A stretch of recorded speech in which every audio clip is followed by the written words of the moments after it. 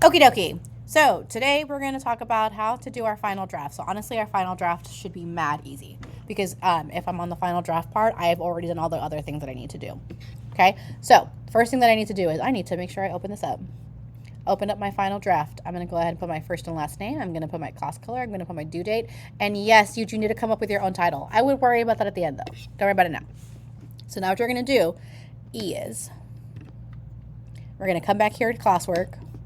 And I'm going to click on view your work. That's what I want you to click on. And here, all the essays will be in order for you. Down like that. Okay? So, I can click on introduction, and then I can click open my document. Cool, I'm going to do that for all of them. So, I'm going to go ahead and copy this one. Oh, actually, I'm going to split screen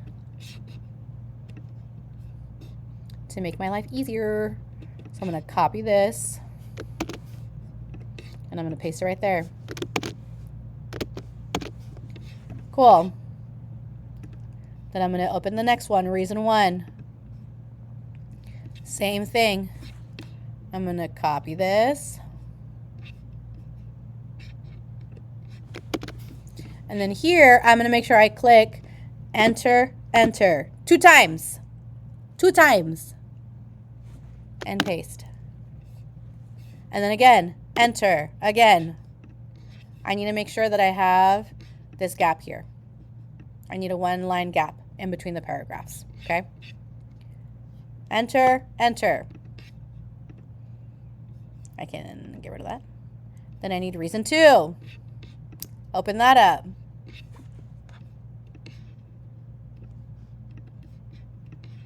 Copy. Paste. Enter, enter. 2 times. Exit out of that. Go to my counter argument rebuttal. Copy. Paste. Enter, enter. And then my conclusion. Copy. Paste. Done. Cool, cool, cool. So pause your video. Go do that right now. Every single person, copy and paste it in. Let's go.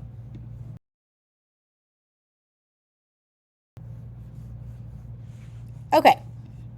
So now that you have it copy and pasted, I want you to go back to the instructions for the final draft. So we're going to view details because I've got all the instructions here. Okay. So we did number 1. We copy and pasted our rough draft into the Google Doc. Cool. Now I need to remove all highlighting.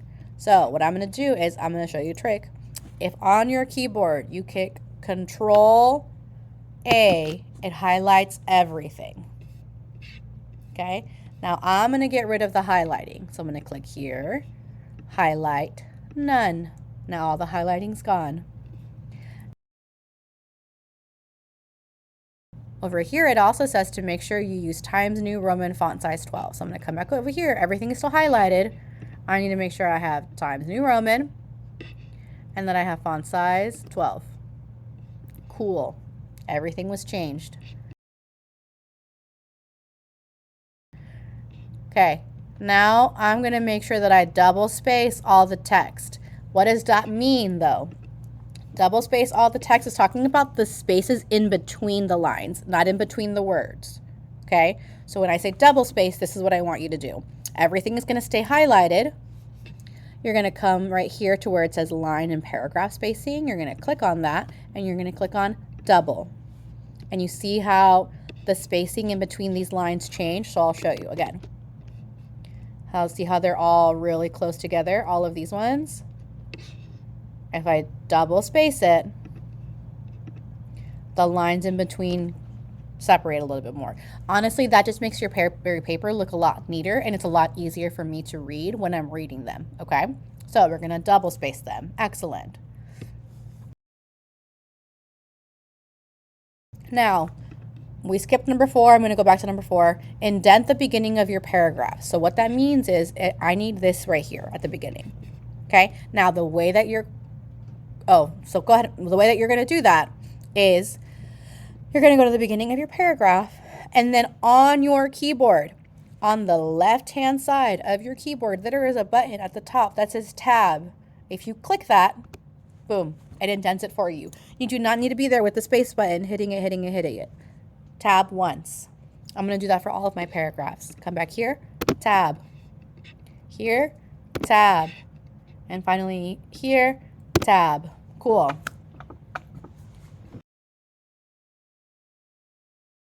Then it says come up with your own original title. So now we're going to come back here. I need to replace this.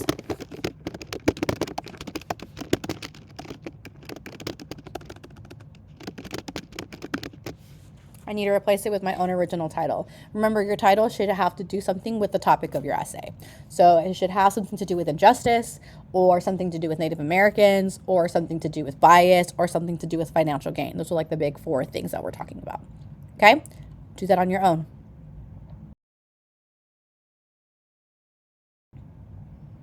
Okay, now that you've come up with your title, we're going to do number 7, which is read your essay out loud to yourself. You can whisper read. Now, literally, yes, I do want you to read it out loud to yourself. Like, do you know that blank injustice is blank? Some people think that injustice is based on blank. I want you to read it out loud to yourself.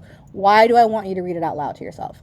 I want you to read it out loud to yourself because you are much more likely to catch a mistake if you're saying it out loud than if you're reading it in your head. When you read in your head, you know what you're trying to say, so you fix any mistakes that there might be.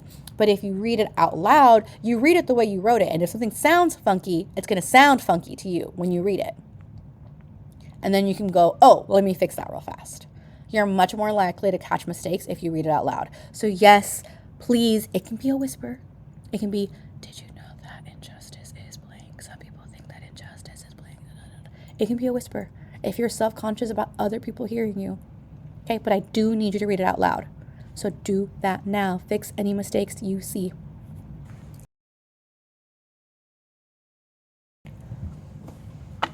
Okay, final thing that you're going to do is you're going to have another student review your essay and give feedback using the revise and edit slides attached. You will complete the revise and edit handout in each other's packet. So the slides are these ones right here. You're going to switch with somebody else, and then you're going to go paragraph by paragraph. You're going to check their work, and they're going to check yours. Did you do all these things? Do you have background information? Is there a thesis statement? Is there a claim? What side did they take? Do they have their 3 reasons? Is their thesis statement 1 sentence? And then all the basic stuff, capitalization, punctuation, spelling. Okay? And you're going to do that for every single paragraph. Okay? So you're going to trade with someone else.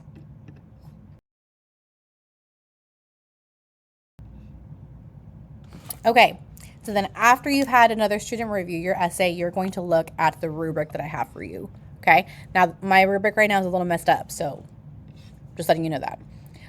But these are the things that I'm going to be grading you on. I'm going to be grading you on thesis statement, on your cite sentences, on your clarify sentences, your counter argument and rebuttal, and then your spelling, grammar, and organization. Okay, so for the thesis statement, you need to have a claim, and this should say 3 supporting details. Okay, that's to be at standards. A claim and 3 details that actually support it. That's to get a 3. If you don't have that, it's going to come down to a 2 or a 1. Next, for our cite sentences, we need to have 6 pieces of textual evidence that support your claim. So in order to get even a 3, you need to have 6. If you have anything less than 6, you're down to a 2. Okay, and then the difference between a 4 and a 5 is how strongly they actually support your claim. And if you cite it correctly, if you don't have the quotation marks where they're supposed to go, that's going to bring you down. If you don't have the commas or the periods where it's supposed to go, that's also going to bring you down. Okay? Next, we have our clarify sentences. Again, you need to have at least 6 sentences that explain your evidence. If you have less than 6, the most you can get is a 2. Because a 3 uses 6 clarify sentences. And then again, the quality of your clarify sentences, it's what's going to be the difference between a 3, a 4, and a 5. Okay? If you're only just like restating what the quote is saying, you're not going to get a 4 or 5. You just summarize what the quote is saying. a 4 and a 5 is if you're really showing to me, or if you're really explaining how that evidence shows a bias or how that evidence was caused by financial gain. Okay?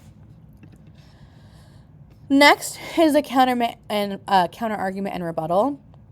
A 3 means that you provided a counter argument and a rebuttal that mostly convinces the reader why the counter argument is wrong and why the argument is still correct. Like your original claim is still correct. Okay? If you just give me like a kind of mid one, that's going to be a 2 near standards. You've given me a counter argument and you kind of give me a rebuttal. If you're missing that, it's a 1. Okay? And then finally, yes, spelling, grammar, and organization do matter. Okay? But I don't expect your essay to be like 100% error-free. I would love that, truly. But I get it. Sometimes you make 1 or 2 mistakes. It's not going to bring your grade down a lot. So at standard means that 1 or 2 spelling or grammar mistakes, uses appropriate vocabulary, and ideas are organized in a logical manner. So are your ideas organized? And for the most part, if your spelling or your grammar impedes my understanding, that means that it makes it difficult for me to understand what you're trying to say, then that's when you're going to get below standard. Okay? So now that I went over this rubric with you, I want you to go through your essay one final time, and I want you to check. Do you think you'd be scoring high on all of these sections? If you want to, you can have your essay on one side and the rubric on the other side. So look at your thesis. What do you think your thesis would get? I want you to go step by step through the rubric and try and grade yourself. What do you think you would get? Okay? And then once you do that, that's it. You're done. You can turn that bad boy in. And then, yay, you finished your whole final draft. Woohoo! Oh, wait. Oh, boo. Wait. Reactions.